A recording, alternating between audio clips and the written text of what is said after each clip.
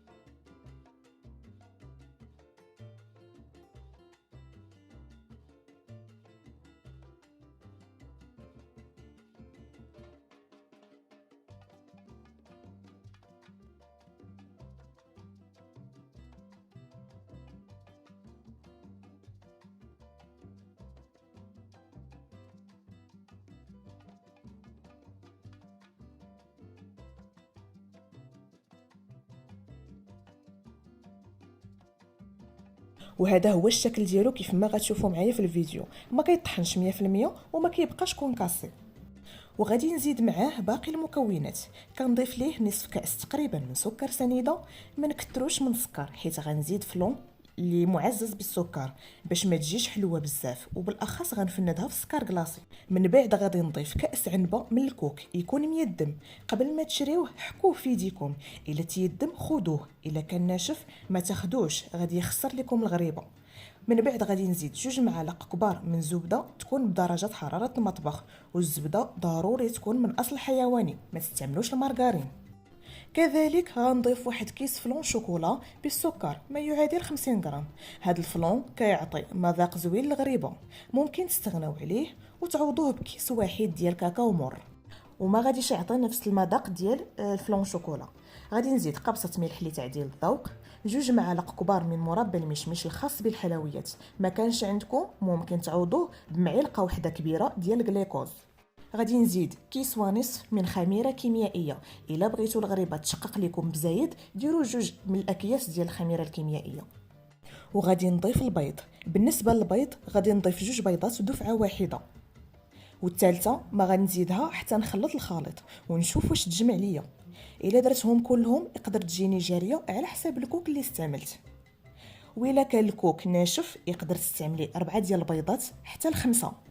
وإلا وصلتي هاد القدر ديال البيض، يعني 4 ديال البيضات، عرفي بلي راه الكوك ناشف وما مزيانش وما غاديش تصدق لك الغريبه بتاتا. وصافي غادي نبقى كنخلط شويه بشويه، من بعد غنزيد البيضه الثالثه ونجمع الخليط. بالنسبه للخليط خاصو يكون مرخوف باش تجي الغريبه خفيفه. الا كان الخليط ثقيل وخليتيها ترتاح غادا تجمع بزاف وغتولي حجره، غتبقى مكوره وما غتشققش. نخليوها واحد 15 دقيقه ترتاح وتزيد تشرب، ونبداو نشكلو فيها.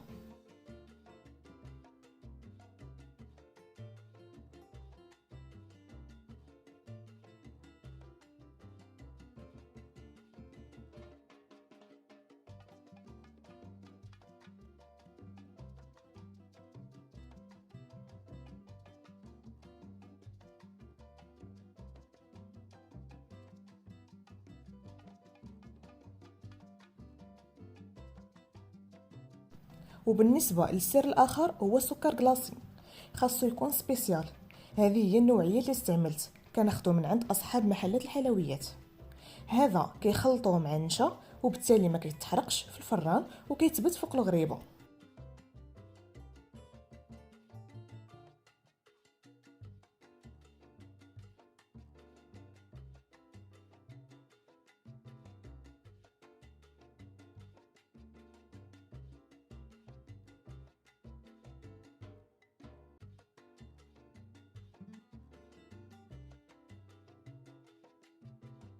غادي نبدا نشكل الكويرات ديال الغريبه وغادي نستعن بالقليل من ماء الزهر. بالنسبه للماء الزهر غادي ناخذ غير شويه وندهن به الغريبه باش تعطيني النسمه ديالو. ما تكتروش باش ما تعجنش ليكم، وعندكم دوزوها في بياض البيض على اساس يلصق السكر كلاصي في الغريبه. وهذا هو الغلط اللي ما كيخليش الغريبه تشقق وكيخلي السكر كيذوب على الحلوه. بالنسبه للحجم ممكن ديروهم كبار او لا صغار على حسب الاختيار ديالكم، وغادي نبقى حتى نكمل الكميه اللي عندي.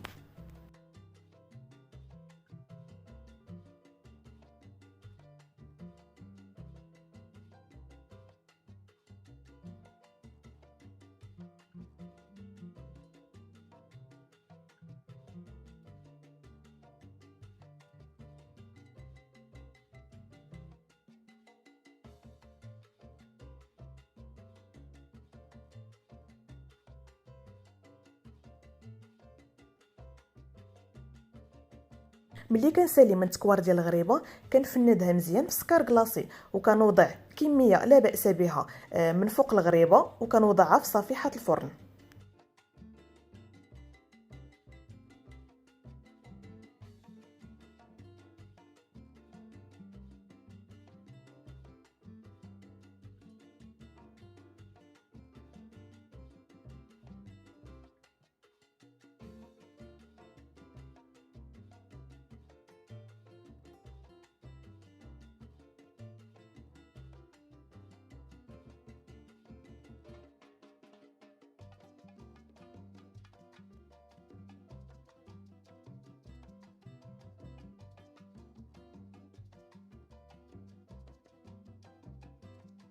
وفي الاخير غادي نضغط عليهم صبعي باش تفقع، وراها ما كتسيحش وما كتديفورماش، كتبقى كيف ما هي ملي كتخرج من الفرن. في هذه الاثناء كنشعلوا الفران يسخن مزيان مزيان، يعني من الاسرار ديالها يكون الفران سخون باش تفقع لكم. عاد كنقصوا عليها ملي كندخلوا صفيحه الفرن، وبطبيعه الحال خاص يكون الفران مشعول من الفوق في الاول باش تشقق لكم. واحد 5 ديال الدقائق طلوا عليها بانت لكم تشققات مزيان. طفيو الفوق وشعلوا عليها لتحت باش طيب الغريبه من الاسفل. هذا هو السر ديالها، هو الطياب. ما تغفلوش عليها ملي تدخلوها الفران وشاعلين عليها الفوق، خصكم تبقاو مقابلينها، وقفوا حداها دوز 5 دقائق طلوا عليها بانت لكم تشققات في البلاصه. غادي تطفيو الفوق وغادي تشعلوا لتحت. الا دخلتوها الفران وهو بارد كونوا اكيدين باللي ما غاديش تشقق لكم وغتولي قاصحه. ثاني حاجه ما تخليوهاش تعطل في الفران اكثر من الجهد ديالها، حيت غادي تقصاح. المده الزمنيه باش طيب ما تفوتش 10 ديال الدقائق. صافي ملي كطيب حاولوا انكم ما تزدحوش بالصفيحه ديال الفرن في الارض باش السكر كلاصي ما يعمرش دوك الشقوق ديالها ويخسر لكم المنظر ديالها. وغادي تخليوها تبرد تماما. عاد يمكن لكم انكم تقيسوها.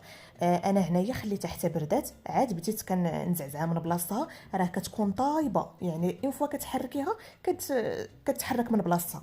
هانتوما هو الشكل ديالها، كتبقى كيف ما هي كيف ما قلت لكم مسبق، ما كديفورماش ما كتسيحش، كتجي لذيذه ومعلكه شهوه منها. الا تبعتوا هاد النصائح راه غادي تصدق لكم. هانتوما شوفوا التعليكه ديالها ملي غادي نقسمها على جوج كتبان معلكه وطايبه مزيان تبارك الله. بالنسبه للاحتفاظ ديالها ديروها في علبه محكمه الاغلاق ونحطوها بانتظام، ما نحاولوش نحطو وحده فوق وحده باش ما تخسرش الشكل ديالها، ووضعوها في مكان خالي من الرطوبه باش تحافظ على التعليكه ديالها ومذاقها. وصلنا لنهايه الفيديو، نتمنى تجربوها وتتبعوا كاع النصائح، وانا متاكده بلي غتصدق لكم هاد المره. ما تبخلوش عليا بلايكات ديالكم وخليو لي كومونتير زوين بحال وجهكم. خليت لكم الراحه، تلاقاو في فيديو جديد ان شاء الله.